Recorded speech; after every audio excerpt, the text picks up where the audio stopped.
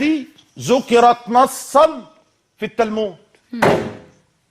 والله العظيم موزة بنت جميزة مذكورة نصا.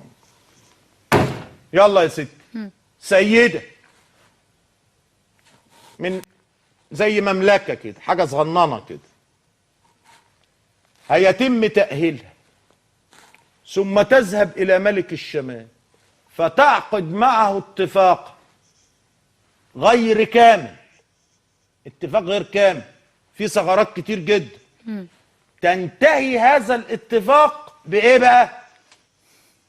هي هتموت والملك اللي هي فيه اللي هو عيلتها دي هتنتهي والمملكة هتروح.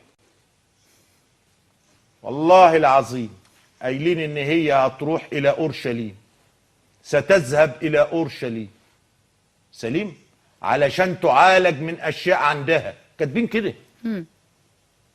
لما تقعد تشوف الكلام ده وتشوف المكان اللي متحدد في شمال الجزيرة العربية هتلاقيها قطر.